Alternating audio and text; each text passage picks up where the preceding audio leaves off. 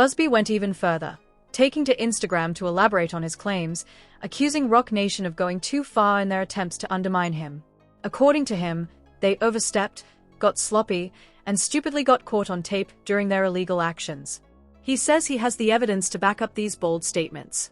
If this is proven true, the consequences for Jay-Z, Roc Nation, and the entertainment world could be massive. Is the one who's been hit with these allegations of sexual abuse. I mean, it's shocking. I mean, also, you have to remember, when they were coming up or in their 20s and 30s, we're all allowed to grow and to evolve and to be, better versions of ourselves, especially as we, grow up. But it is just shocking. This allegation just popped up. And he goes back to look at what I've built. This is not my character.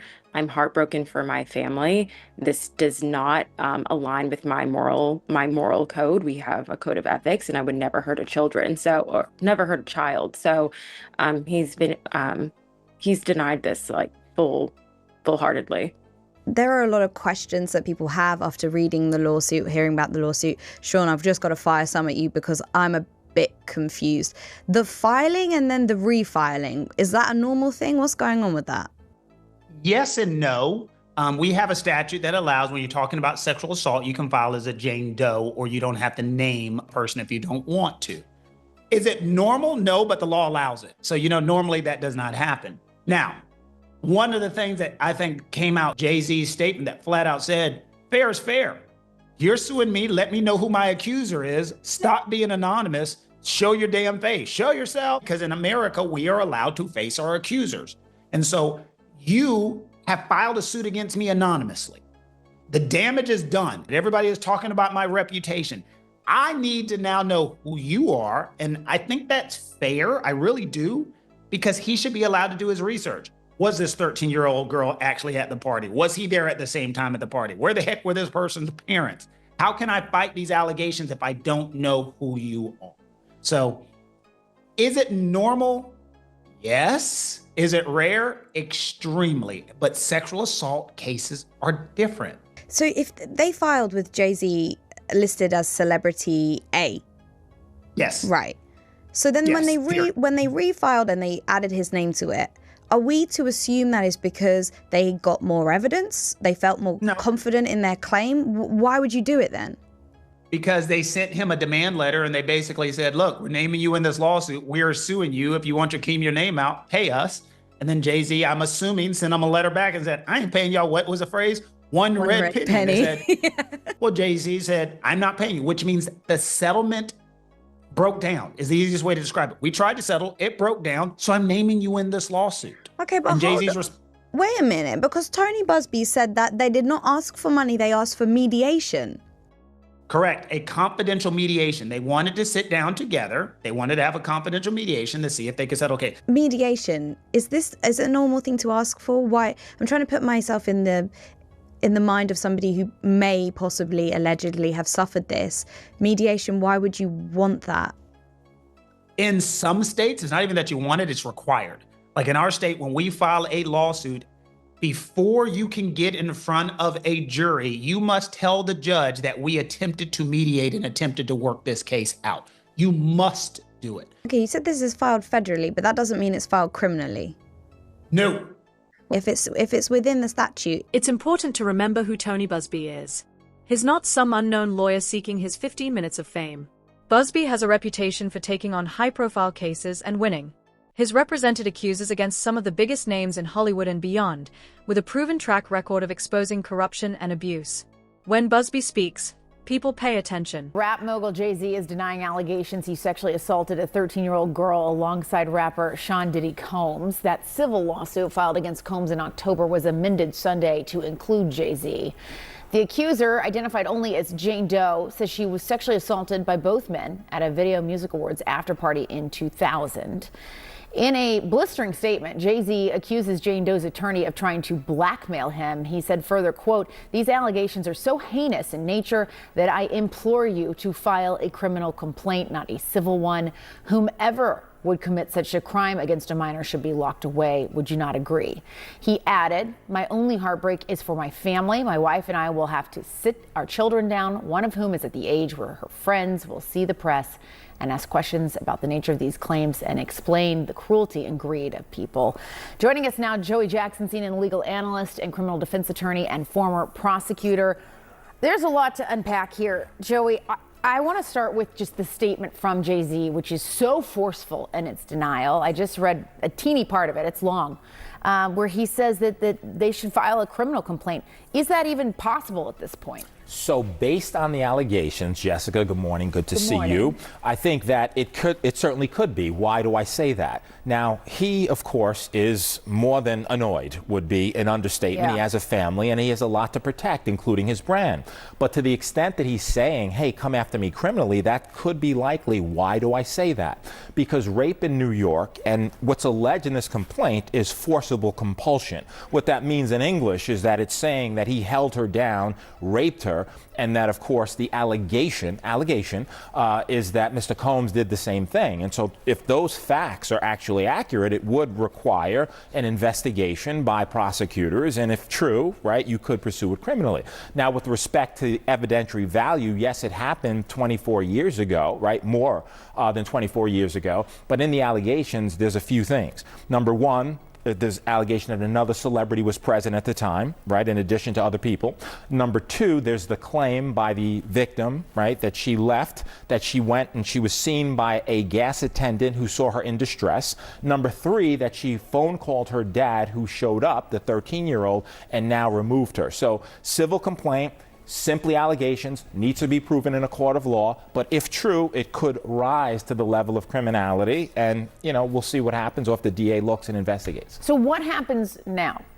So what happens now is this is simply a civil complaint. And in a civil complaint, it goes through the technical legal process. Now, the distinction, Jessica, between civil and criminal, of course, is that civil is for monetary damages, right? Why would Roc Nation allegedly go to such extreme measures? According to Busby, the company even offered his clients up to $10,000 to file false claims against him. If true, this paints a picture of desperation, which feels out of place for Jay-Z, who has built his empire on being a savvy businessman. What would drive such a powerful company to take these kinds of risks? Can only reward you with money. There's allegations that this 13-year-old is suffering from post-traumatic stress disorder, suffered depression, etc. So now you go to fact-finding, right? Before that, just briefly, there was a demand letter sent. And a demand letter is a letter being sent by a lawyer saying, hey, I don't have to sue you. We can sit, we can mediate it. If we reach an agreement, it never sees the light of day. Jay-Z saying, I don't care about your demand letter. I look at it as blackmail. You want to sue me, sue me. You want to look at it criminally, look at it criminally, but it'll go through the fact-finding process. If a trial is necessary to determine the facts, that's what will happen, but it'll be deemed civil. No indication at this point as to whether or not any criminal investigation will ensue as a result of this. Yeah, and Jay-Z came back incredibly forcefully against these allegations and really singled out that attorney as well for being, I'm paraphrasing here, but greedy, saying he's out to get money, and calling that letter essentially blackmail. Yeah,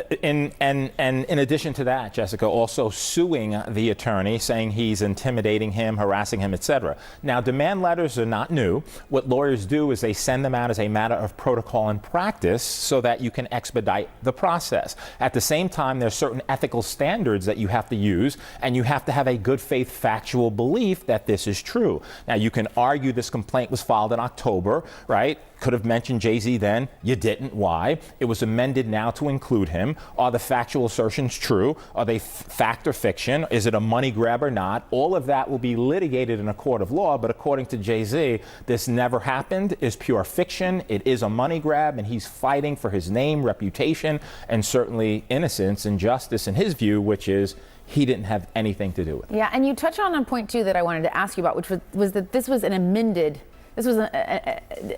to this already existing lawsuit.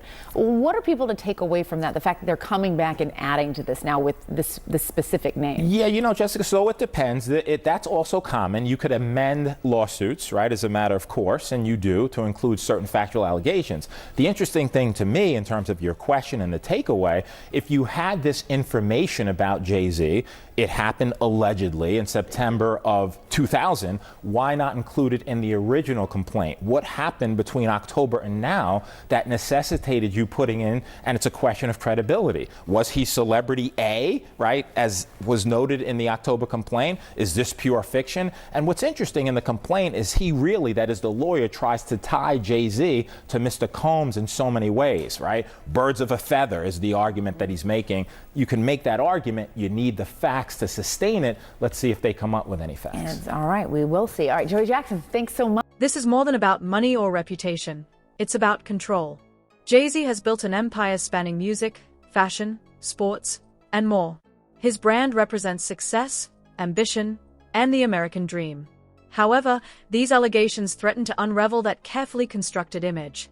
If Roc Nation's tactics were intended to silence critics and protect Jay-Z's legacy, they might have backfired spectacularly. Resulted in 2 utterly frivolous cases against the firm.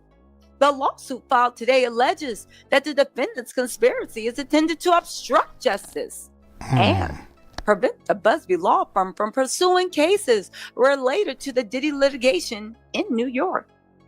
The conduct isn't just alleged, it was caught on tape. Defendant Marcy Croft, who describes herself... What? They caught it on tape? Wait a minute. That's deeper. ...litigation in New York. The conduct isn't just alleged, it was caught on tape. Defendant Marcy Croft, who describes herself on social media as part of Team Rock, is orchestrating the conspiracy along with assistance from defendant Quinn Emanuel. As you can see from the screenshot, Croft, Quinn Emanuel, and Roc Nation have a long working history. The suit alleges defendant Roc Nation is financing the illegal effort. Yo, this is huge. If he can prove even a fraction of this, they literally poked a bear. If any of this is true, plus, since it was over state lines, he can bring this up in Texas. Alex Sparrow may run New York and Los Angeles. Tony Busby runs Texas legally, Wow. As set forth in the lawsuit earlier this week, agents acting on Croft's behalf again were caught on tape soliciting and offering money up to $10,000 to former clients of the Busby law firm to convince them to file a frivolous case against the Busby law firm. These folks have now stooped to a new low to try and intimidate the lawyers of the Busby law firm. These folks have stooped to a new low to try and intimidate the lawyers of the Busby law firm from doing their important work. They now are contacting clients and former clients and actually offering them money to sue me. This conduct was specifically targeted at my firm as we would not pursue cases related to the Diddy litigation. Let me be clear. We will not be bullied or intimidated. The defendants this time overstepped, got sloppy, and stupidly caught at their illegal scheme on tape. We have reported this conduct to the authorities and intend to cooperate with the authorities to ensure all involved are prosecuted to the full extent under Texas law. Y'all, this is huge. And this is the thing. Quinn Emanuel and Alex Sparrow kept pushing for everything to be litigated in a public manner and also in the state of New York and in federal court in New York. No, not so fast. Busby seems to have got them. Public reaction has been just as divided as the legal response. On social media, fans are split. Some dismiss the allegations as a smear campaign against a successful man, while others are demanding accountability, arguing that no amount of fame or wealth should place anyone above the law. This highlights the tension between celebrity loyalty and the need for critical thinking in the pursuit of justice. It's alleging in this lawsuit, it's true. And also, remember how they were like, if this happened, you should report it to the authorities. Wouldn't you say? Tony said, yeah, I would say that. And guess what? I did report it to the authorities. You have overstepped. You have gotten sloppy. Y'all, is this why Tony Busby was being so quiet? Is this why Tony Busby was literally on vacation? Yo, I feel like I'm in an episode of Memento. I'm literally backtracking on everything we thought was happening. I tried to tell everybody that they lawyers, they know. We haven't passed the bar. We don't know what plan of attack they had. We don't know how they gonna do this. They gotta be sneaky, for lack of a better word, sneaky, to get this stuff done correctly. So we counting on you, and I think he pulling through. I really think he is. Crafted by the narrative that Jay-Z's lawyer Alex Sparrow put out. Remember when Tony Busby was sitting there on vacation, and I was like, Busby, they destroying your client. What you doing? And he literally posted on his Instagram stories him chilling in Mexico in a private dining area, being serenaded by mariachi singers, singing New York to New York. Start spreading the news. He said, I want to be. He literally was belting it out with them. This is why. Because he already knew he had something for their ASSs. He already knew. You think you're going to drag me? Guess what? We're going toe to toe. You guys, it cannot be understated how bad this is for Quinn Emanuel. And it is going to be tried in a jurisdiction where they don't run the town. Tony Busby is saying he's about to show these big city lawyers what it do down in Texas. Y'all, this is huge. Again, he even posted a screenshot. Marcy Bryan Croft, she said, amazing work. We're proud to be a small part of this great team. Thank you, Rock Nation and Team Rock, for all that you do. Y'all, he has the motive.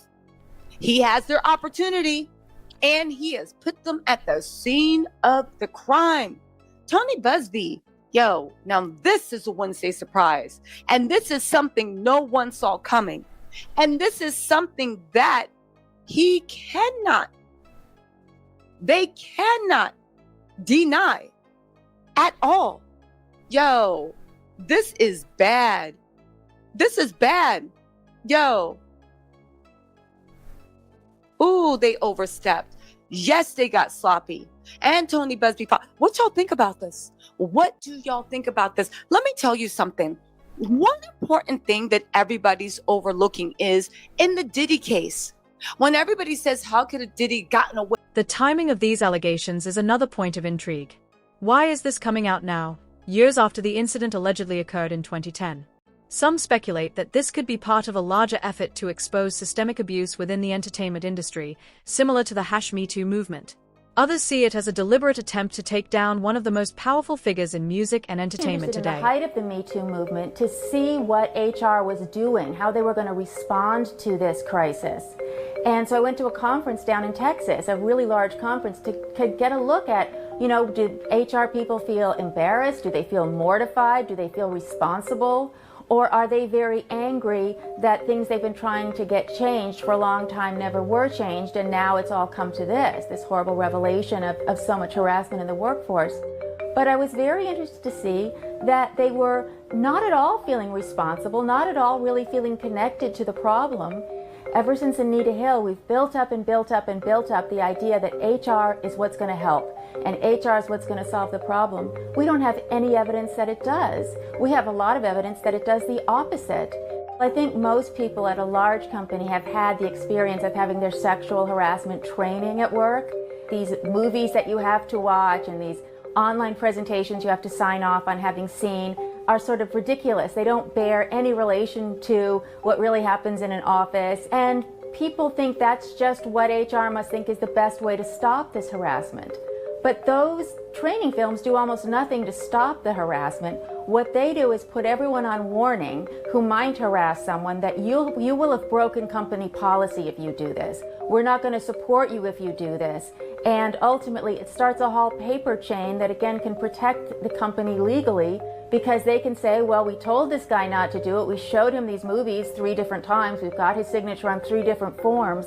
And so all of that time that's being spent that feels like it must be. But amid all the drama, we can't lose sight of the human element at the center of this story, an alleged victim. a young girl whose life may have been forever altered. The focus should be on justice and the truth, ensuring that those responsible are held accountable. Regardless of the allegations' veracity, the conversation they've sparked about power, privilege, and accountability is long overdue. Service of protecting people from sexual assault or sexual harassment at work oftentimes is really protecting the company from the long-term consequence of that harassment. I think that everybody has the general understanding that HR is there for the company more than for the worker. We understand that in the abstract, but when you're really on the job and you kind of get to know your HR representative, often she's someone who helps you in all sorts of ways and gets you the benefits that you want and helps you to figure out things in your personal life. You end up oftentimes feeling that she really is on your side. And in reality, she's there as the end product of thousands and thousands of hours of lawyers figuring out a system that protects the company, both from the person who would do the sexual harassment and from the woman who would complain about it and who might later be able to sue. She may be a trustworthy person, but she's a trustworthy person within the frame of her job responsibilities, and her first allegiance is to her boss and to her company. So she's going to execute the ideas from on high. HR is in the very middle of the Me Too issue. When it comes to women, work, and sexual harassment, most American women are going to be involved in one way or another with HR. And unfortunately, it doesn't work very well. And women are going to have to start putting some pressure on companies to say this system just doesn't work for us. As this legal battle unfolds, it's clear this isn't over. Jay-Z, a master strategist in both his career and personal life, faces one of his most difficult challenges yet in navigating this storm. The stakes are higher than ever, not just for him, but for everyone involved in this escalating drama. At Summer Jam, he was able to get that stopped. You think more artists are going to disassociate themselves from Jay-Z now that those allegations came out? Hell yeah, nigga.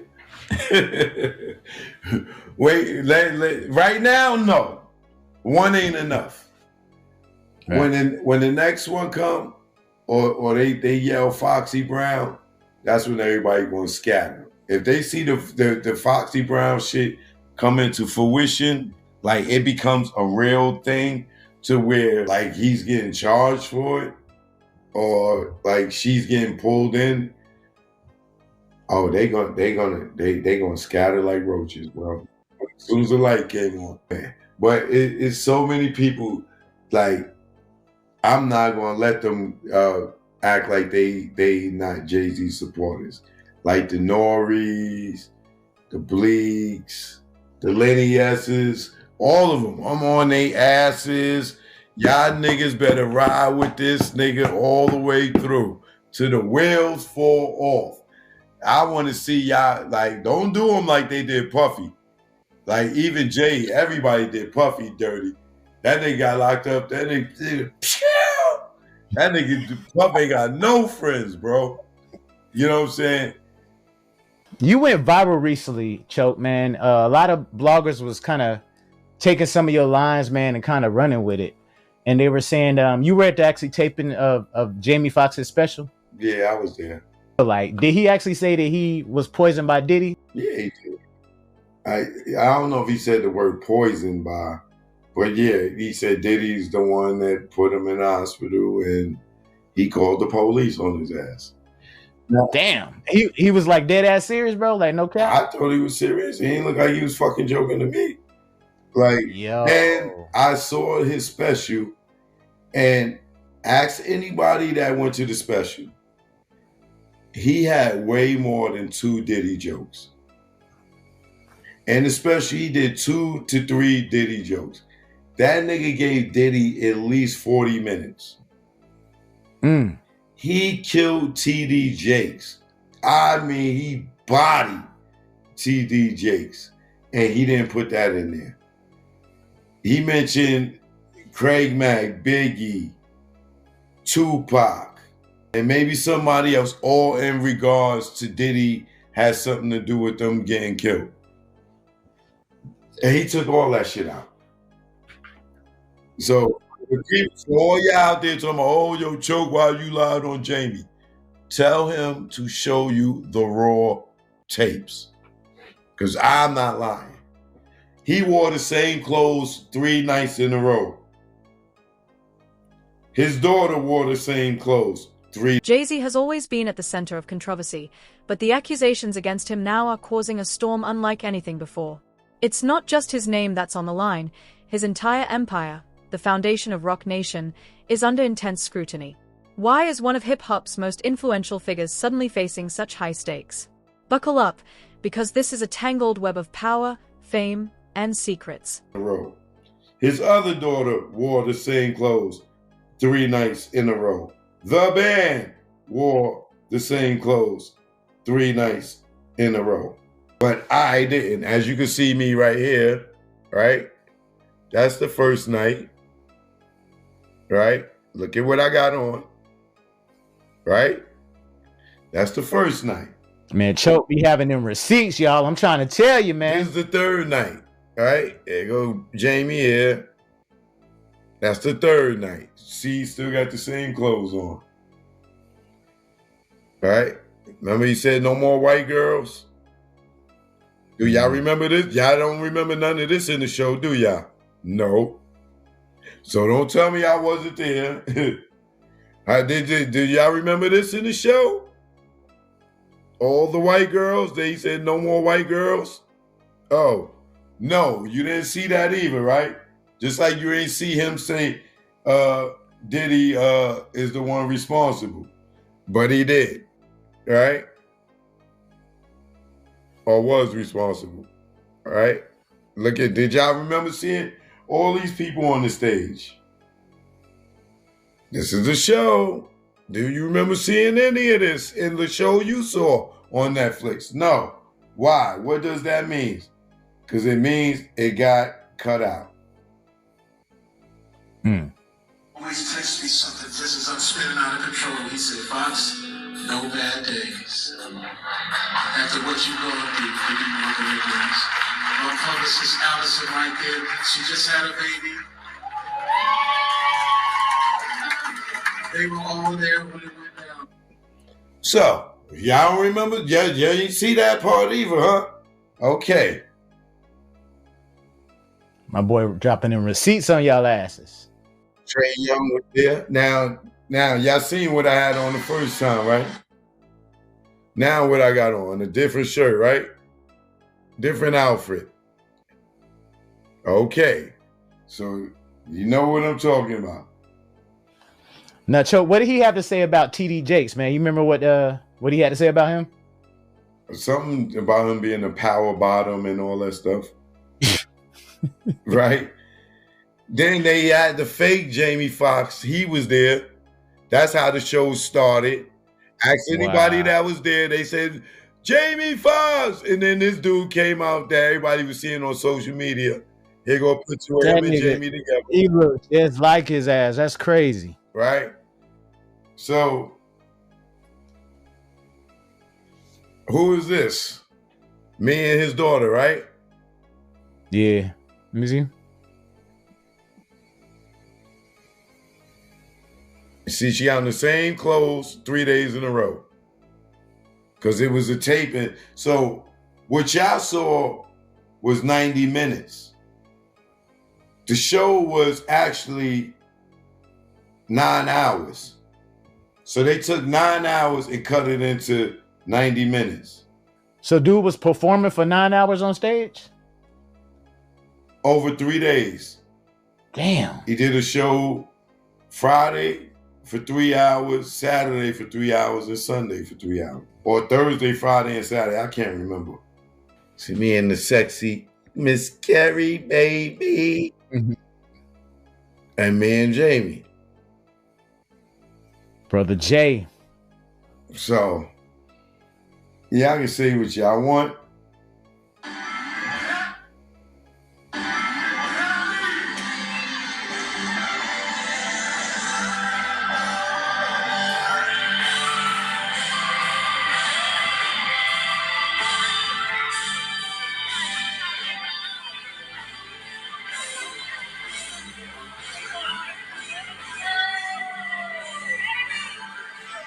So don't tell me. And if y'all look in the audience, y'all see me sitting there Right? Now look, let me show y'all something even better. Here go one. It's me right here next to Jamie, right? Look what I got on. Right? Camouflage hat and the blue and white or green and white checkered shirt. Right? For all those who talking about I lied. Let me show y'all something. Now, look, there go me in the crowd. What I got on. Mm-hmm. Same show, right? How did I change my clothes? Right? Look. Look. I'm at the show with a shirt and blazer on, right? Ain't that the same guy? That's me, right? Okay. how did my clothes change? One thing they always gonna do is hate on you, bro. You know what I'm saying? They're gonna call you cat. These receipts show you. Oh, so I ran home, changed clothes, and came back. Like, yo, man, these people was funny, bro. Trust me. He said it. He cut TD Jake's ass up, my nigga. Yo. Oh, that's shocking. That's shocking. It was so much. Yo, trust me, the show was better live than it was what I saw on Netflix. Like he has so many great Diddy jokes. I mean, so many great Diddy jokes.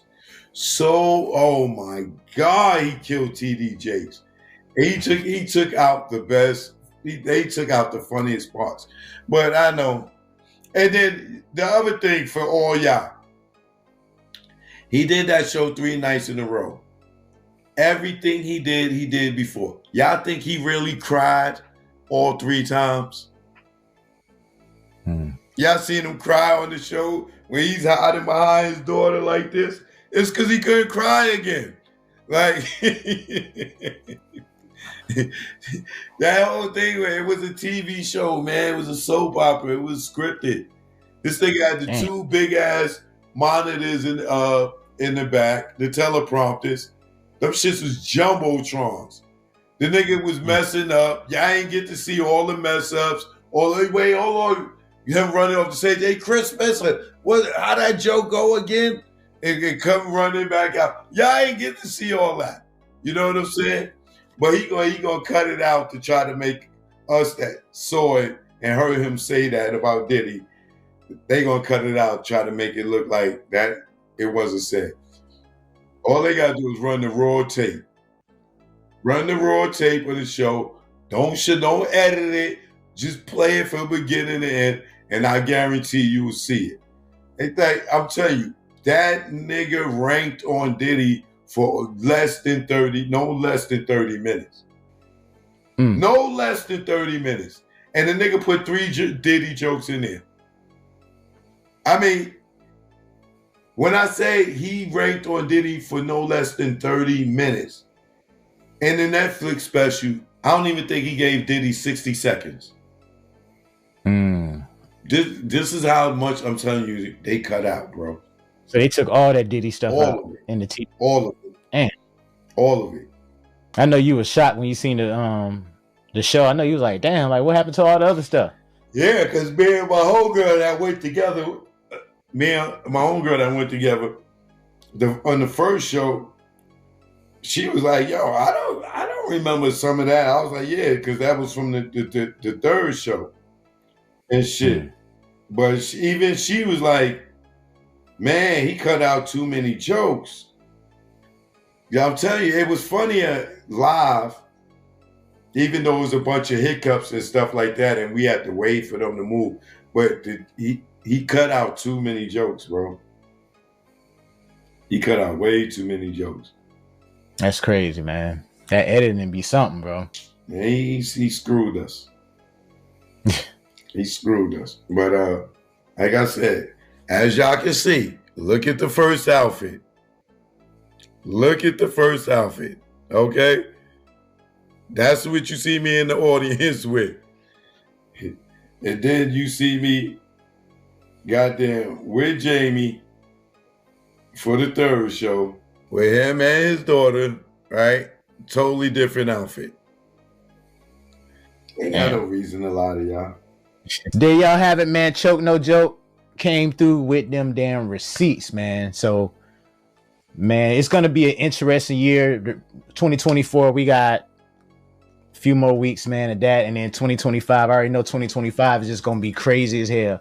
So if you're a celeb and you've been living foul, I already know, man, your ass is going to be put on blast. Yeah, and let me tell y'all, stop being quick to defend. Better wait it out. Because all y'all that's going to jump in front of the gun, y'all might get shot. Be easy. The explosive allegations come from a former Roc Nation employee, represented by high-profile lawyer Tony Busby, who is no stranger to taking on major celebrities. The accusations are deeply disturbing. Jay-Z and Sean Diddy Combs are accused of committing a horrific act against a 13-year-old girl at an afterparty following the 2010 VMA Awards, an event that celebrates the biggest names in music and entertainment. These claims could have major repercussions for both men and the entire industry. All right, Sharonda, if this allegation is true for a 13-year-old, what type of trauma are we talking about? We're talking about extensive trauma. We're talking about frontal lobe issues, temporal lobe issues, where we're talking about memory, we're talking about an increase in anger, an increase in frustration. We're talking about sensory fragments where you remember sense of smell, you remember everything, every little detail because you're stuck there and you can't progress and you can't move forward. I think there are also other things we have to consider. In studying this case, the alleged victim reported that she, struggles with autism and she had a brain injury. And so when you add those factors in there and she has a history of epilepsy, those things also affect memory. And I think that that's the part that's going to make this pretty challenging. But in the effect that there's some sexual trauma there, there's going to be a lot to pull apart with a case like this. Okay, now the lawsuit says after the alleged rape, the teen ran from the party and called her dad to come pick her up from a gas station. Chloe Mellis at NBC News spoke to the unnamed accuser and her father in this investigative report. We rode home in silence. He didn't ask me what happened. He didn't ask me what I did or where I was. In an interview with NBC News, her father said he could not verify the claims. Quote, I felt like I would remember that, and I don't. I have a lot going on, but I mean, that's something that would definitely stick in my mind, he said. When we asked the woman about the contradictions in a phone interview on Friday, she said that she stands by her statements. I have made some mistakes, she said. Honestly, what is the clearest is what happened to me.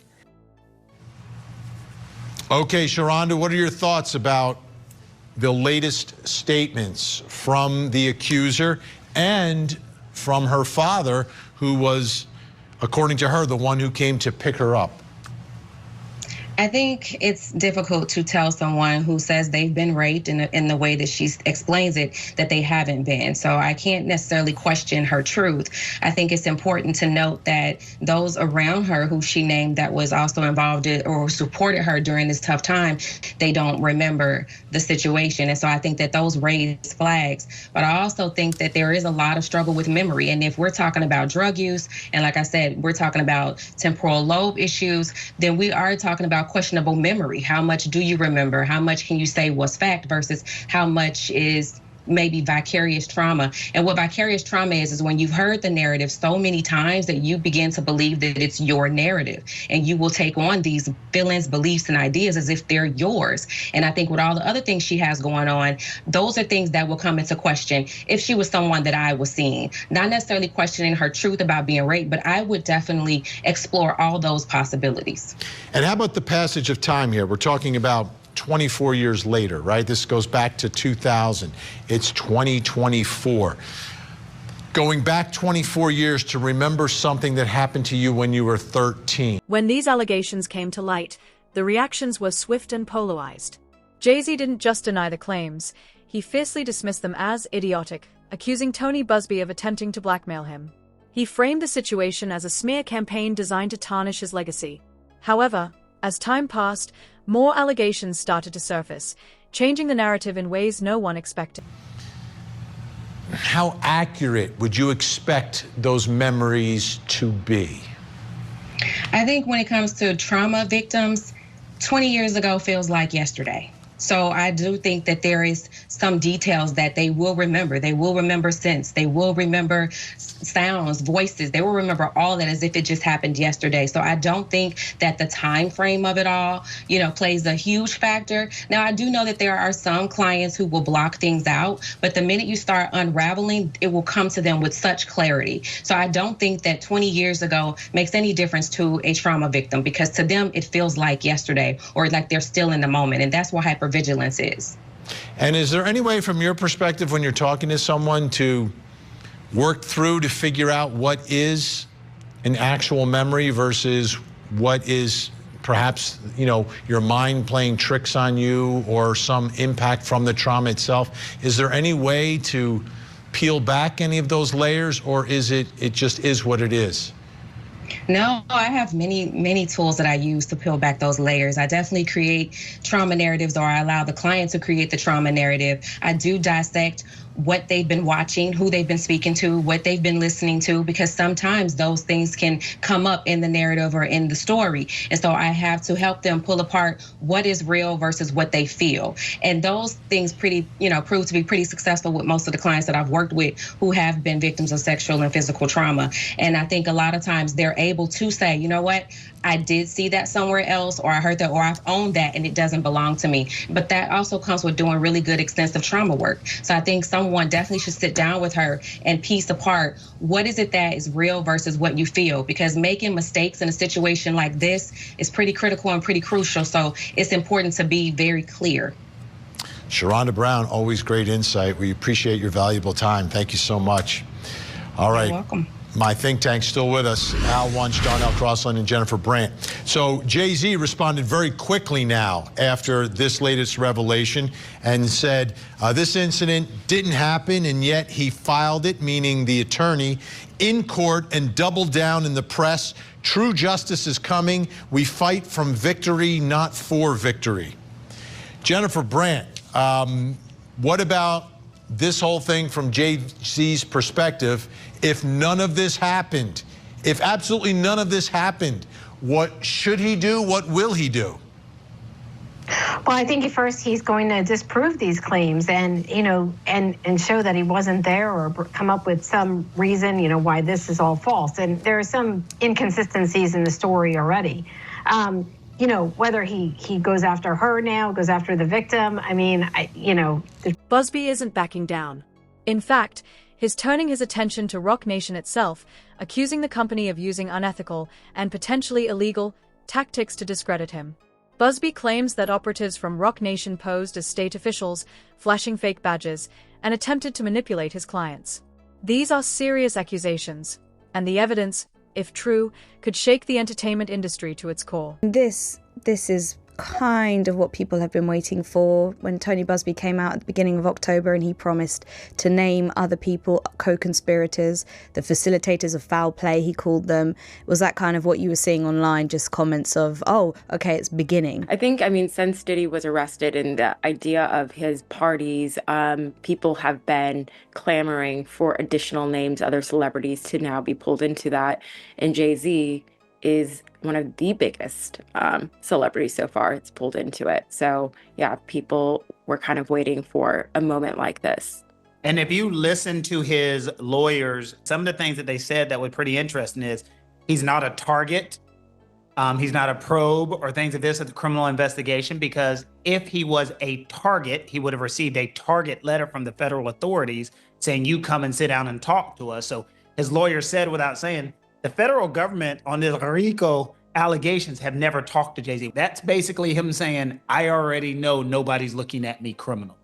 Cheyenne, it's been said that Jay-Z personifies the American dream, his backstory, his rise.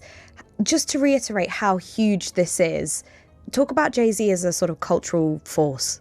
I think when you think of hip hop, rap, and music, it's Jay-Z that's been kind of there since, the 90s. Him and Diddy are the same age. They came up. And if you look at Jay-Z's influence today, the NFL, Rock Nation. He kind of touches every era of a mogul. I mean, he is a mogul in his own right. He's a billionaire. His wife, Beyonce, and him are a power couple. Their children are kind of, they're Nepo babies, but they're really well respected and admired within the industry across the world.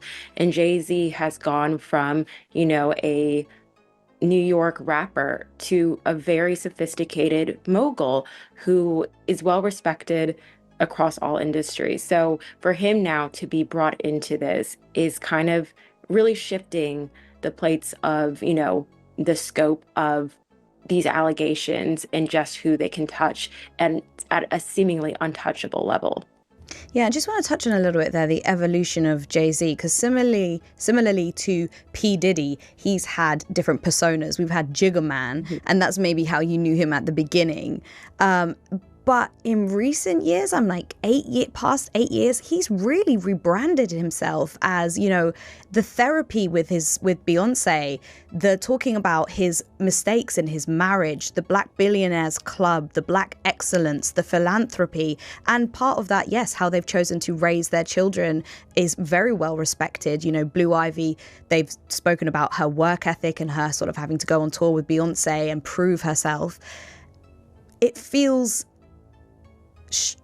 shocking, I think, to a lot of people that this version of Jay-Z, which is a very family-friendly version,